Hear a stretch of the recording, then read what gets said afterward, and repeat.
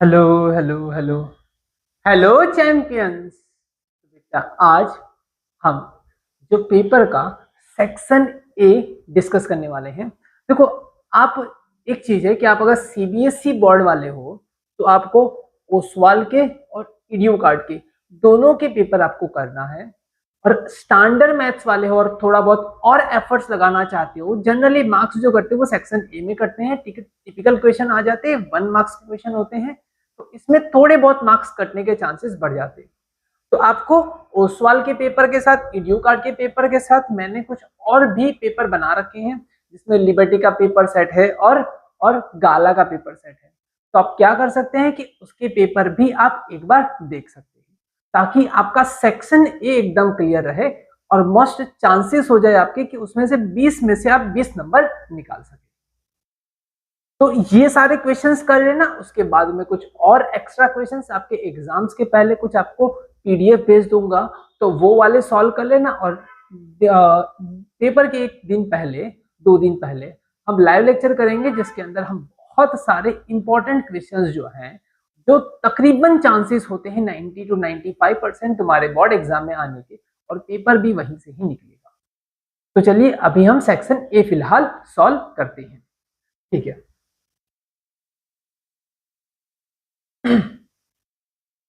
तो पहला क्वेश्चन क्या है?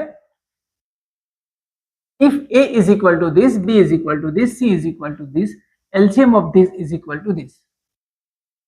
LCM निकालना है 3780। अगर 3780 का अगर मैं LCM लूं, 3780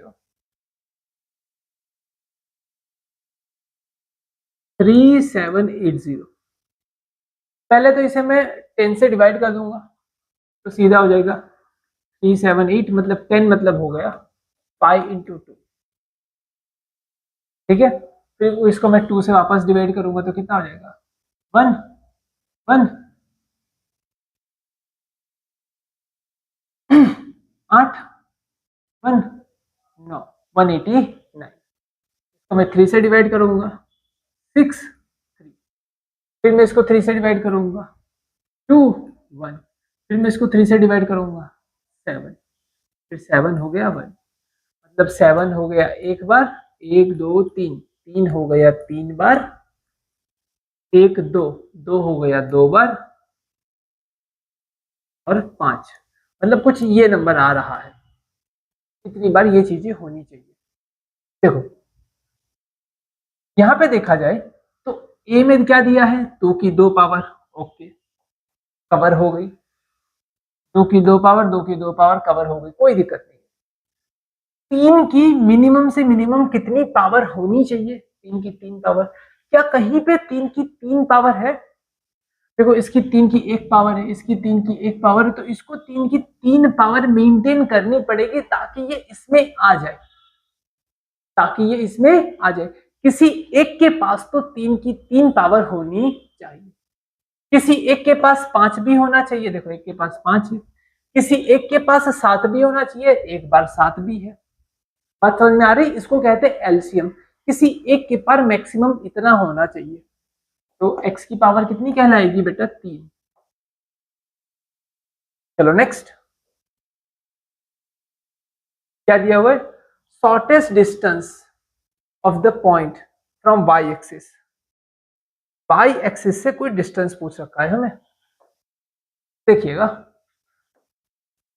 तुम्हें मैंने ऑलरेडी एक पॉइंट मस्त वाला दिया था। कभी भी तुमसे अगर वाई एक्सिस से डिस्टेंस पूछा हो, तुम एक्स कोऑर्डिनेट लिख दो, और एक्स एक्सिस से डिस्टेंस पूछा हो तो तुम वाई कोऑर्डिनेट दो। सर ये समझ में नहीं आया, आइए इस पॉइंट को देखते हैं। ये जो पॉइंट है वो एक्स में 2 है और वाई में 3 है, ये इस जगह पे है। और इन्होंने पूछा है कि shortest distance from Y axis. Y axis से शॉर्टेस्ट डिस्टेंस मतलब इसकी लंबाई पूछी है, इसकी लंबाई हो जाएगी 2 यूनिट। कितनी हो जाएगी बेटा? 2 unit. Moral of the story shortcut बता दो, वाई एक्सिस से डिस्टेंस पूछा हो तो एक्स कोऑर्डिनेट ले लो, और अगर एक्स एक्सिस से डिस्टेंस पूछा हो तो वाई कोऑर्डिनेट लिया जाता है। अब नेक्स्ट क्वेश्चन पे, the line given this and this are not parallel, ये पैरेलल नहीं है। कोई अगर लाइन पैरेलल नहीं है, इसका मतलब है a1 by a2 is not equal to b1 by b2। a1 में क्या दे रखा है 3, b1 में क्या दे रखा है 2 के, a1 a2 b2 क्या दे रखा है 2 and 5, 5 3 जा 15, 2 2 जा 4, नॉट इक्वल टू ये 15/4 के इक्वल नहीं होना चाहिए, 15/4 के इक्वल नहीं होना चाहिए, बस ये है, उसके सिवाय कोई भी चलेगा। then the k has to be 15 by not equal to 15/4। अब देखो इधर इन quadrilateral circumscribe a circle this की वैल्यू दे रखी है और दिस की वैल्यू निकालनी है। अब देखो अगर ऐसा कुछ क्वेश्चन दिया हुआ है जिसके अंदर 3 वैल्यू मेरे को दी हुई है, ये 3 वैल्यू है और चौथी वैल्यू निकालनी है, क्वेश्चन ऐसा कुछ है कि क्वाड्रेटल है कोई ऐसे जिसके अंदर सर्कल बना हुआ है, मतलब बाहर वाले पॉइंट सबके टेंजेंट है। अगर ऐसी सिचुएशन आती है, ऐसा टाइप का क्वेश्चन आता है, तो इसका हैक क्या है, शॉर्टकट क्या है, इसको कैसे मिनटों में सॉल्व किया जाए, चुटकी बजाते सॉल्व किया जाए। इसका क्रैक ये है कि सामने वाली साइड का एडिशन कर लो, AB और CD का एडिशन BC प्लस AD के बराबर होता है। इसमें तुम्हें 3 चीज दे रखी, BC 7 है, CD 4 है, BC 7 है, CD 4 है और AD 3 है, तो AB कितना होगा, तो AB कितना होगा 7 3 10, 10 में से 4 गया 6, AB कितना हो जाएगा बेटा 6 यूनिट हो जाएगा, 6 यूनिट। बहुत ही आसान चीज, बोलो क्लियर है। चलो sec theta plus tan theta is equal to x है, तो sec theta minus tan theta कितना होगा। आओ देखते हैं, यह भी बहुत मजेदार क्वेश्चन है, ट्रिकी क्वेश्चन है, अच्छा लगा क्वेश्चन देख के। sec square theta minus tan square theta is equal to 1 है, देन ये मुझे दिया हुआ है a square minus B square को हम क्या लिख सकते हैं, एक बार प्लस और एक बार माइनस, एक बार प्लस और एक बार माइनस, ये लिख सकते हैं इज इक्वल टू 1। पर जो इसकी वैल्यू ऑलरेडी मुझे x दे रखी है, ये x है, तो इसको नीचे भेज दो, तो मतलब sec theta minus tan theta is equal to 1/x हो जाएगा। बोलो क्लियर है, आया ना, क्लियर, चलो बहुत बढ़िया।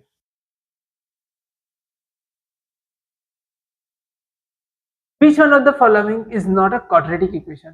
देखो क्वाड्रेटिक इक्वेशन ना होने के लिए मैंने बहुत बार एक्सप्लेन किया है कि दोनों तरफ अगर स्क्वायर एक्स स्क्वायर की पावर पावर नहीं मतलब कोएफिशिएंट, एक्स स्क्वायर का कोएफिशिएंट अगर इधर 3 और इधर भी 3 हो गया तो कट जाएगा, मतलब दोनों तरफ एक्स स्क्वायर का कोएफिशिएंट सेम मत होने देना, जिसमें सेम हो रहा है वो कट जाएगा और वो क्वाड्रेटिक इक्वेशन नहीं होगा। देखो इसमें एक्स स्क्वायर आएगा, इसमें एक्स स्क्वायर है ही नहीं, मतलब ये क्वाड्रेटिक है, इधर एक्स स्क्वायर है और इधर भी एक्स स्क्वायर आएगा, बट इधर 3x है ना, उसका स्क्वायर करोगे तो कितना हो जाएगा 9x स्क्वायर, मतलब दोनों का कोएफिशिएंट सेम होगा नहीं। देखो लोग तो इसको भी सॉल्व करेंगे, इसको भी सॉल्व करेंगे, इसको भी सॉल्व करेंगे और इसको भी सॉल्व करेंगे, फिर चेक करेंगे कि कौन सा सही है कौन सा गलत है, लेकिन इतना समय नहीं बिगाड़ना है, समय बर्बाद नहीं करना है। तो ट्रिक क्या है, इधर का एक्स स्क्वायर और उधर के एक्स स्क्वायर की कोएफिशिएंट सेम जिसमें दिख रहा है वही नहीं होगा और उसे ही सॉल्व करना। देखना इसका कोएफिशिएंट ना होगा और इसका कोएफिशिएंट 9 हो जाएगा, स्क्वायर करोगे तो सेम नहीं है। अब इधर देख लो, इधर बड़ा ये वाला सीधा दिख रहा है मुझे, तो देखना ये आखिरी में छुपा के रखा था इन लोगों ने, बड़े स्मार्ट है, पहले पूरा टाइम वेस्ट करा देंगे, बाद में छुपा कर। देखो ये वाला, अगर इसको इसके साथ मल्टीप्लाई करूंगा तो एक्स स्क्वायर, और इधर भी एक्स स्क्वायर कट गया। अगर एक्स स्क्वायर कट गया तो तुम्हारा क्वाड्रेटिक बचेगा ही नहीं। देखना प्रूव कर देता हूं, x into x x square, x into one x, two into x two x, two two ज़ा टू, लो x square x plus three, लो एक्स स्क्वायर कर दिया। बाकी से लेना देना नहीं है मेरे को। अब एक्स स्क्वायर नहीं है तो ये क्वाड्रेटिक नहीं है। क्लियर है?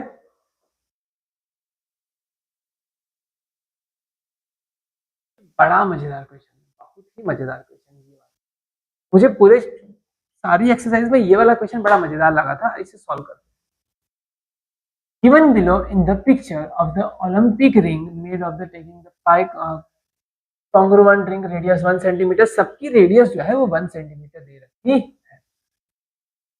क्या दे रखा है? Each intersecting such a way that chord from by the joining the point of intersection two circles is also length 1 centimetre. जब जहां ज्वाइन करी तो एक कॉर्ड बन रही है, एक रिंग ये और दूसरी ये रिंग, दो रिंग बना रहा हूं, ये वाली रिंग, ठीक है, तीसरी ये वाली रिंग, फिर चौथी ये वाली रिंग,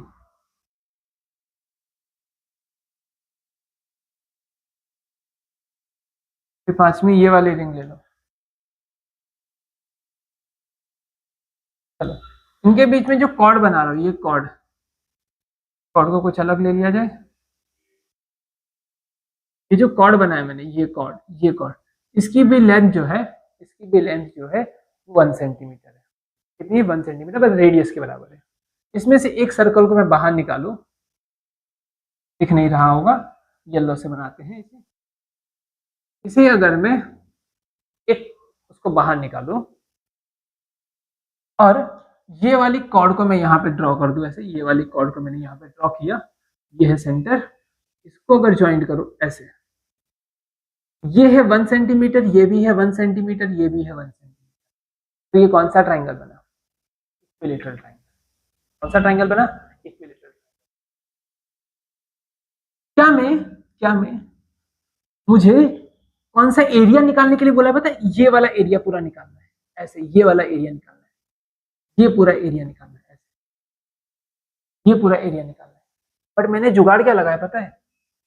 मैंने कहा कि क्या मैं इस रिंग में, बहुत एनालाइज करके पढ़ा रहा हूं, ध्यान से सुनना, इस रिंग में अगर ये वाला पार्ट आराम से निकाल सकता हूं, इसका फॉर्मूला है, ये वाला पार्ट रेड से मिल जाएगा और जो नीचे वाला पार्ट है वो येलो में से मिल जाएगा। ये वाला पार्ट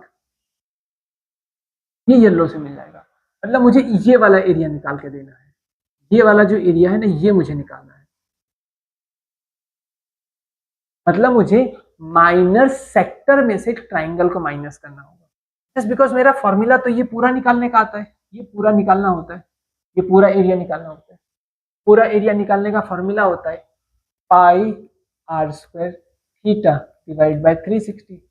ये पूरा के पूरा ये एरिया देगा, ये ग्रीन वाला पूरा एरिया, ये जो पूरा ग्रीन वाला इतना एरिया ये पूरा देगा, ये पूरा एरिया देगा, ये पूरा भरा हुआ एरिया देगा।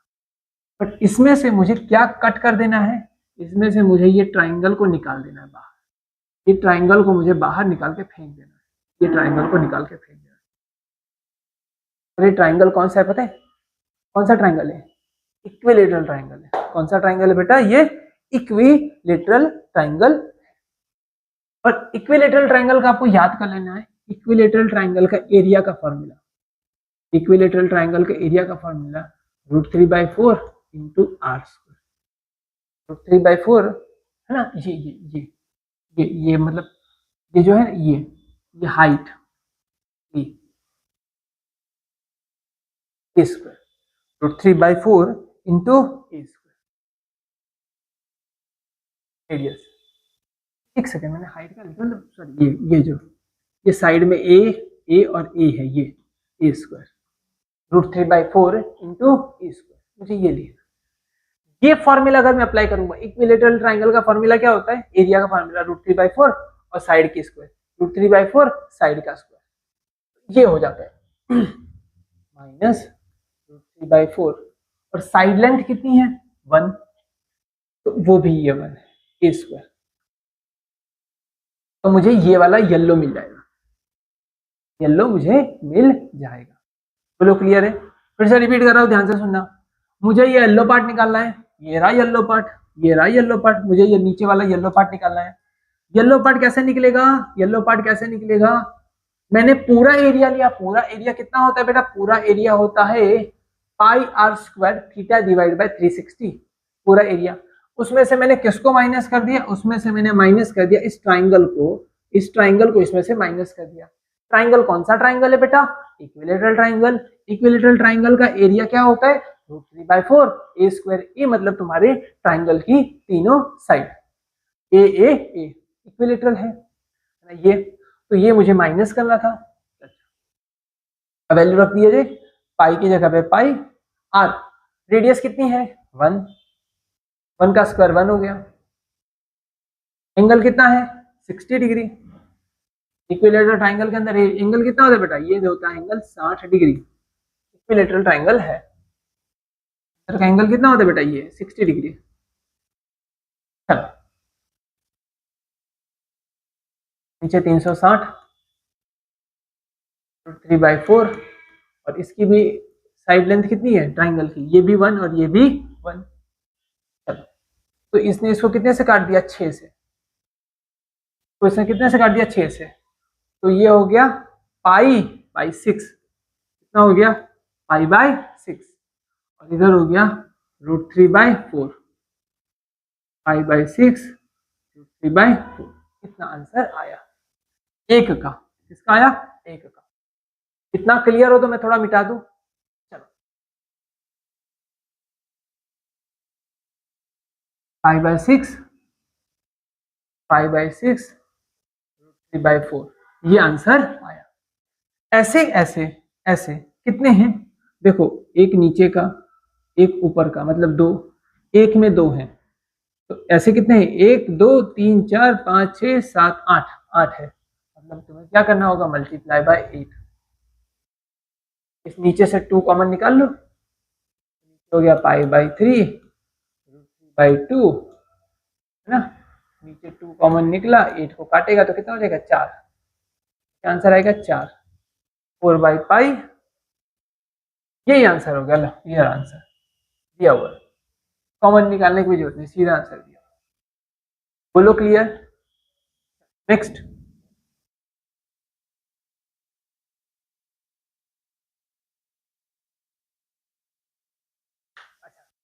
a pair of dice is tossed, the probability of getting not the sum 8, सम 8 ना आए, इनकी प्रोबेबिलिटी कितनी होती है। अगर पेयर ऑफ डाइस, डाइस को मैं उछालूंगा, ऐसे डालूंगा, तो क्या हो सकता है, टोटल 36 पॉसिबिलिटी होती है। कितनी पॉसिबिलिटी होती है बेटा, टोटल तुम्हारी 36 पॉसिबिलिटी होती है, पर 8 सम आए, उसकी पॉसिबिलिटी कितनी, 8 आए। तो देखो बेटा 2 6 हो सकता है, 6 2 हो सकता है, 3 5 हो सकता है, 5 3 हो सकता है, 4 4 हो सकता है, इसके सिवाय और कोई पॉसिबिलिटी नहीं। मतलब इतनी बार 8 आएगा, इतनी बार 8 आएगा। 36 में से सिर्फ 5 बार 8 आएगा और 31 बार 8 नहीं आएगा। क्या मेरी बातें क्लियर है? 36 में से 5 बार 8 आएगा और 31 बार 8 नहीं आएगा, तो तुम्हारा आंसर हो गया 31 बार नहीं आता है 36 में। तो ये वाली तुम्हारी प्रोबेबिलिटी है। चलो क्या क्लियर है? के बाद के क्वेश्चन की ओर बढ़ते हैं। ये दिया हुआ है अब इसे भी करेक्ट करते हैं। 2√5x 2 sin 5x equal to √3। ये 2 को नीचे भेज दिया जाए, 2 को नीचे भेज दो, sin 5x।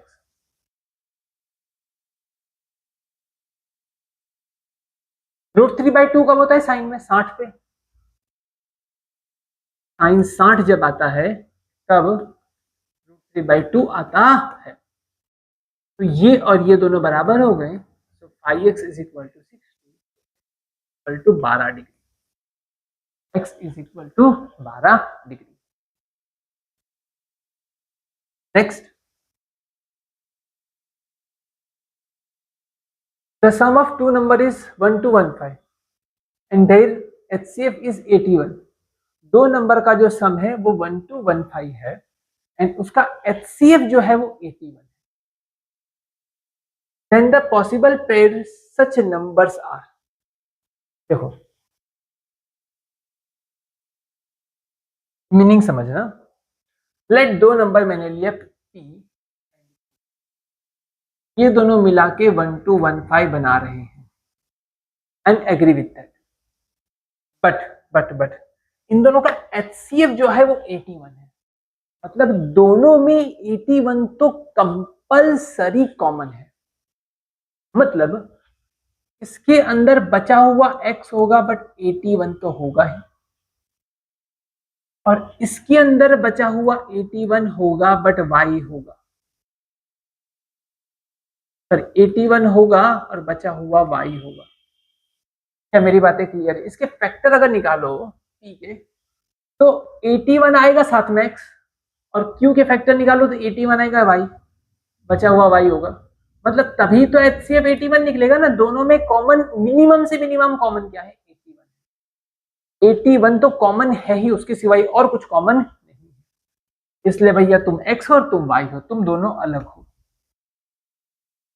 और तुम 1 to 15 हो। 81 कॉमन निकाल के नीचे डाल दिया, x plus Y 1 to 15 divide by 81। 1 to 15 को 5 से डिवाइड किया, कितना आएगा? ऐसे तो 3 से डिवाइड करते तो अच्छा रहता, 3 से डिवाइड करोगे 3 4 ज़ा 12 है ना, 3 5 ज़ा 15। ये 5 से डिवाइड कर लो, कितना हुआ? 5 से 5 नहीं जाएगा, 5 5 8 ज़ा 40, और ये कितना हो गया 1, 81 आ गया। 81 है, मतलब 3 5 ज़ा 15, मतलब ये 15 और 81 का मल्टीप्लीकेशन।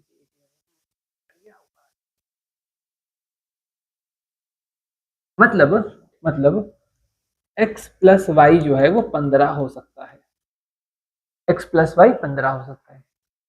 ऐसे दो नंबर लो, ऐसे दो की ये सब मिटा दे रहा हूं, अगर इतना क्लियर तो ये सब मिटा दे रहा हूं। एक बार देख लो वापस, देख लिया? मिटा दे रहा हूं।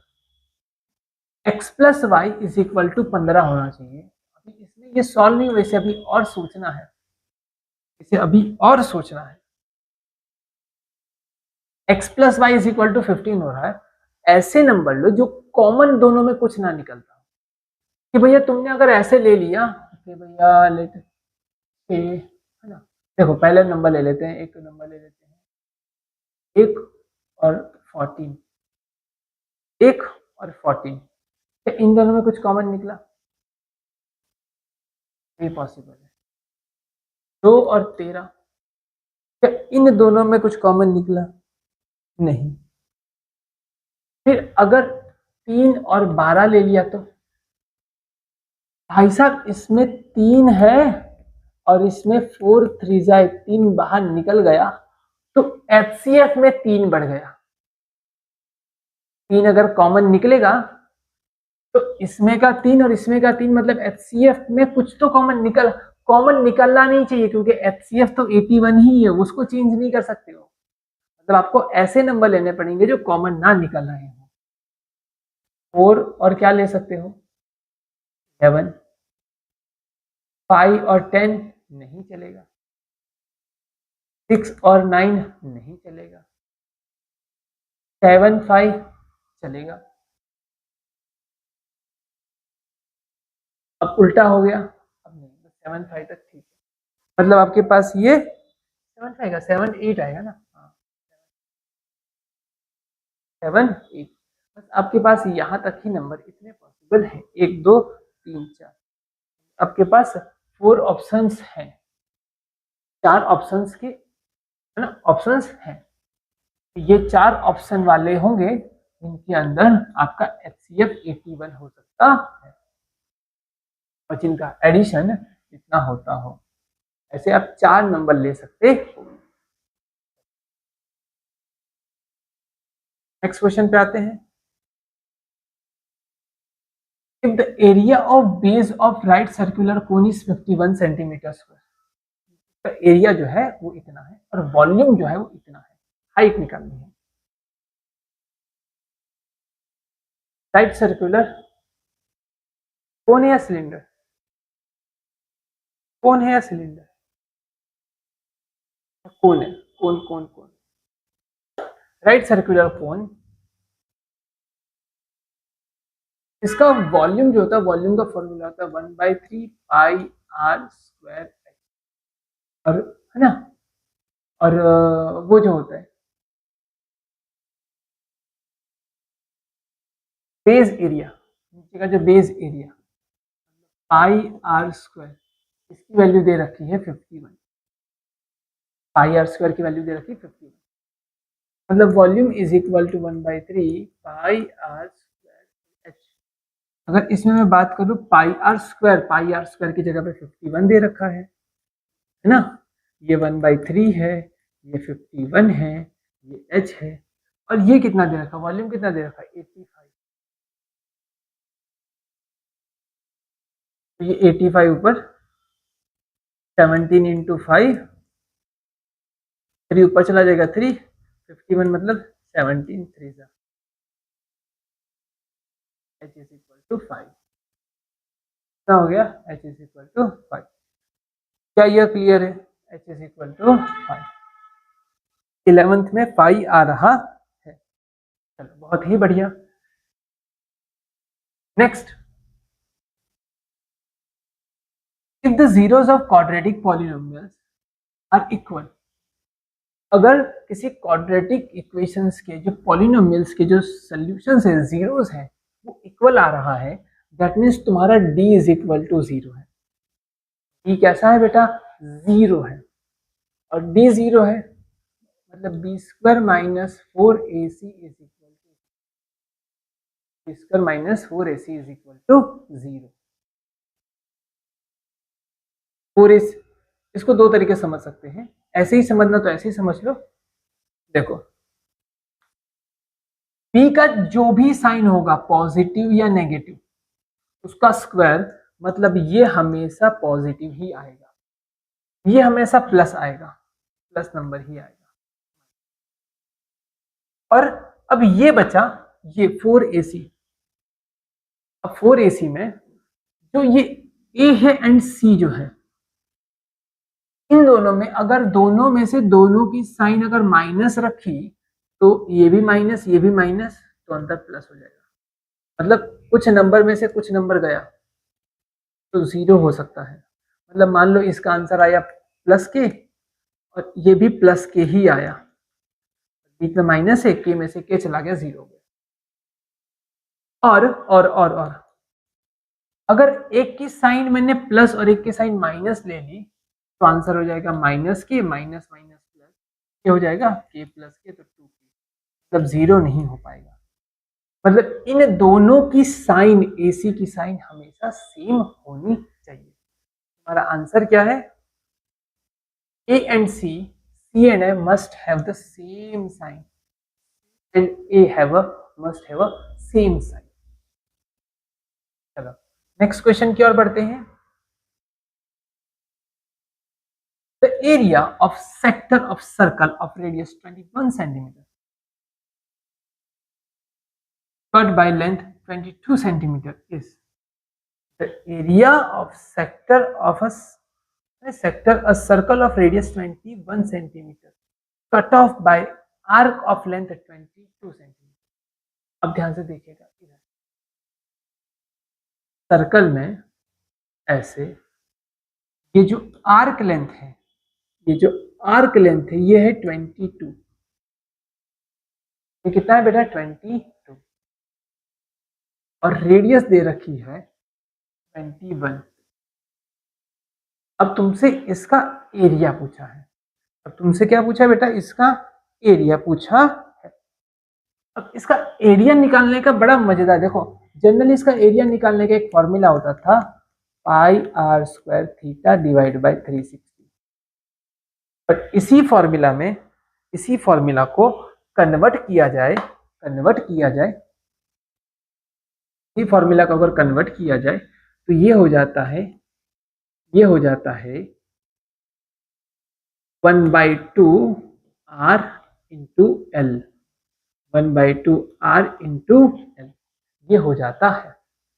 बिकॉज अगर यहाँ पे एल का फॉर्मूला होता है pi are theta divide bye 180, क्या होता है बेटा, पाई आर थीटा डिवाइड बाय 180, हो गया। ये क्या कह सकते हैं इसको, 360 को मैं क्या लिख सकता हूँ, 2 बार 180, और आर स्क्वायर को मैं क्या लिख सकता हूँ, 1 आर और 1 आर, मतलब ये जो हो गया वो है एल, मतलब 1/2 एल आर, क्या होता है 1/2 एल आर, और एल की वैल्यू भी दे रखी है 22, की वैल्यू दे रखी 21, 11 से कट गया 11 और 21 का मल्टीप्लीकेशन जो आता है वो लिख लेना, 11 और 21 का मल्टीप्लीकेशन कितना आ रहा है 231, आ रहा है 231। बोलो क्लियर। नेक्स्ट क्वेश्चन की ओर बढ़ते हैं। ABC DE यहां पे हो जाएगा AB upon DE equal to AC upon equal to AC upon, कितनी वैल्यू दे रखी है 6 9, AB की वैल्यू 6 है, DE की वैल्यू 9 है, BC वैल्यू नहीं दी है, इसकी वैल्यू दे रखी है, EF की वैल्यू 6 दे रखी है, और DF की वैल्यू 12 दे रखी है। ये निकालना है BC।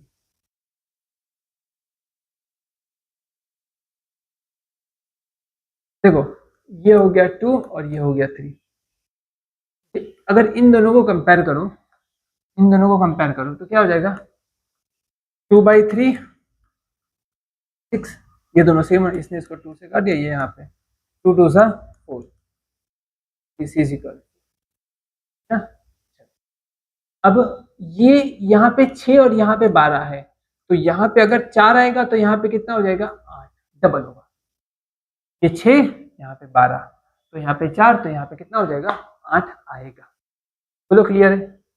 ऐसा नहीं है, ऐसा मत करना, तो मैं बताता हूं, देखना ये तो तुम्हारा कितना था, कहाँ गया 6 9, ओके सही है, BC डिवाइड बाय 6, ओके सही है, AC डिवाइड बाय 12, ओके सही है। यहां से तुम्हारा इधर से तुम्हारा BC कितना आया 4, अगर ये 4 है, ये 6 का डबल 12, तो 4 का डबल 8, क्लियर है। तुम्हारा अगर तुमसे पेरीमीटर पूछा है, क्या पूछा है पेरीमीटर, तो पेरीमीटर कितना हो जाएगा 6 4 और 8, इसका पेरीमीटर पूछा है ABC का, इसका भी पूछा, ABC का पूछा है या किसका पूछा है आई डोंट नो। अच्छा इसी की वैल्यू निकालनी थी तो इसी का पूछा होगा, 18 हो जाएगा, कितना हो जाएगा 18।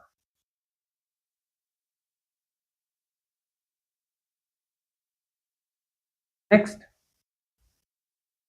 15 पे आओ।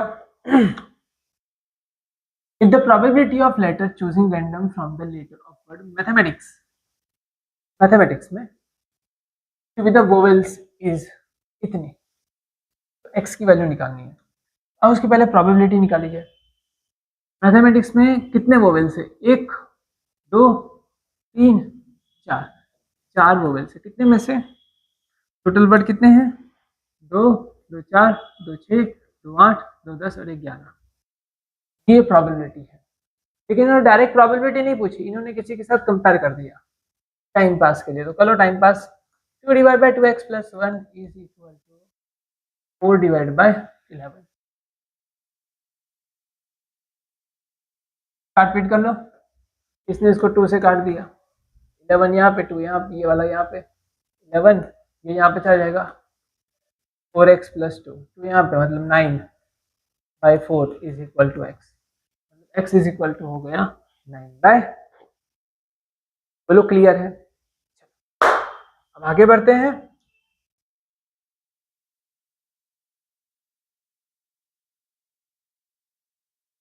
The point these are the vertices of, अच्छा देखना, चारों पॉइंट को हम ड्रॉ करते हैं। पहला है 9,0, पहला है 9,0, ये 9 है और ये 0। दूसरा है 9, -6, 9, -6,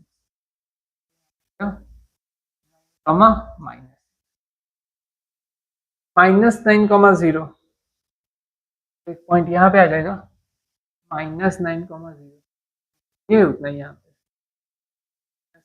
9,0, और उसमें -9,6, सीधी लाइन यहाँ पे भी खींचनी है, ये पॉइंट है -9, मतलब ये दोनों लाइन सीधी है, ये जितना है वही इतना है। तो इन दोनों को ऐसे देखा जाए, ऐसे और ये क्या बन रहा है बेटा, पैरेललोग्राम बन रहा है। क्या बन रहा है, पैरेललोग्राम बन रहा है। ठीक है,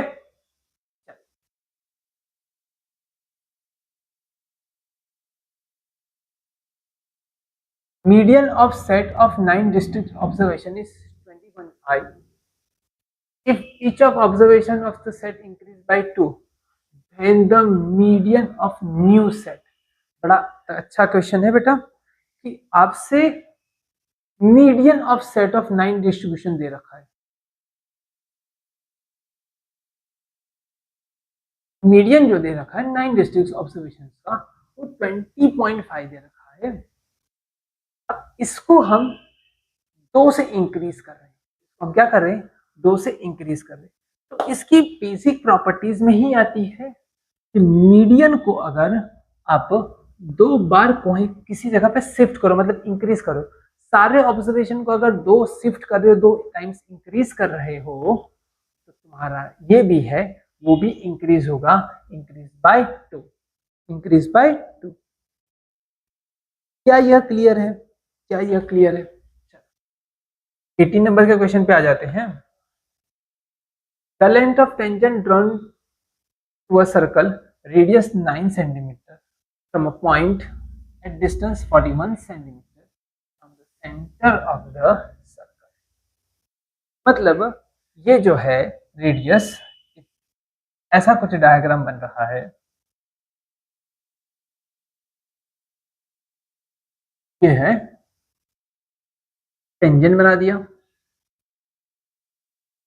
ये जो है सेंटर से डिस्टेंस है, ये है 41 और रेडियस 9 है। अगर ये 9 है तो ये कितना होगा, तो ये जो होगा वो होगा या तो 40 के आसपास होगा या तो 39 के आसपास होगा। तो जहां तक मेरा कैलकुलेशन है ये 40 के आसपास ही होना चाहिए। ये कितने का, 40 के आसपास ही होना चाहिए। 41 का स्क्वायर करके देख लो एक बार, 41 का स्क्वायर कितना आता है, 41 का स्क्वायर 1681 होता है। क्लियर है। ये अगर 1681 है, इसका मतलब ये 40 होगा, क्योंकि 40 का स्क्वायर करोगे 1600 और 9 का स्क्वायर करोगे तो 81, 1600 और 81 मिला के 1681 हो जाएगा, 381। बोलो क्लियर है, बोलो क्लियर है।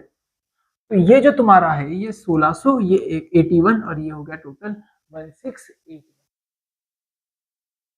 असर्शन रीजन के 2 क्वेश्चन कर लेते हैं अभी। असर्शन रीजन वाले 2 क्वेश्चन हमारे पास आ रहे हैं। The fifth the number 5n can not and with 0। सही है कि 5n मतलब पाई की कितनी भी आप पावर लेते जाओगे हमेशा लास्ट डिजिट हमेशा पाई ही होगा। फिर n is a natural number. अच्छा, अ नंबर एंड्स विथ 0, अगर कोई नंबर 0 से एंड हो रहा है, its prime factor contains both 2 and 5, कि प्राइम फैक्टर के अंदर कंपलसरी 2 एंड 5 होगा ही। तो क्लियर है? चलो, तो इसका आंसर आ जाएगा ए। ये मतलब क्या आ जाएगा? Both assertion and reasons are true. Reason R is the correct explanation of assertion A। बोलो क्लियर है? नेक्स्ट वाले पे आते हैं, ये वाला cos A plus cos square A is equal to 1। cos A plus cos square A is equal to 1। sin square A plus cos square A is equal to 1। ये मुझे रीजन ने दिया। बड़ा मजेदार क्वेश्चन है, आइए देखते हैं पहले इसे। cos A plus cos square A is equal to 1 ये मुझे दिया हुआ है, तो क्या ये चीज सही है? Sine square A plus sine raise to 4A is equal to 1, क्या ये आ सकता है? चलो आओ देखें, cos स्क्वायर को वहां ले लो तो cos A is equal to 1 minus cos square A। As you know 1 minus cos square को हम साइन स्क्वायर ए कहते हैं। सर जी ये कहां से आया? ये आया यहां से, sine square A plus cos square A is equal to 1 होता है। मतलब कॉस स्क्वायर को वहां भेजो तो 1 minus cos square is equal to sine square, मतलब कॉस ए की जो वैल्यू आई वो आ गई साइन स्क्वायर ए। तो अगर कॉस ए की वैल्यू अगर साइन स्क्वायर ए इसमें रख दो तो यहाँ पे मेरे पास साइन स्क्वायर ए है, और कॉस की जगह पे मैं साइन की वैल्यू रखो तो स्क्वायर का और ये स्क्वायर कितना हो जाएगा? Sine raise to 4। हाई ला, ये तो इधर ये आ गया, देखो यही तो है। अच्छा, मतलब ये चीज सही है, ट्रू है, और ये जस्ट बिकॉज ऑफ इसकी वजह से आया, ये भी सही है। तो ऑप्शन ए आएगा, assertion is true, reason is true, assertion and reason both are true, reason is the correct explanation of assertion। इसी के साथ बेटा ये वाले पेपर का दी एंड होता है। अब हम जैसे ये पेपर सॉल्व करें, उस वाले रीडियो कार्ड के पेपर सॉल्व कर रहे, अब हम और भी पेपर करते चले जाएंगे। नेक्स्ट पेपर का तुम्हारा सेक्शन ए आएगा और उसमें मिलेंगे, बी करेंगे, फिर सी करेंगे, फिर डी करेंगे। उम्मीद रहेगी आप जैसे पढ़ाई कर रहे हो वैसे ही करते रहिएगा और अच्छे से सॉल्व करते रहिएगा। मिलते हैं नेक्स्ट क्लास में। Have a good day.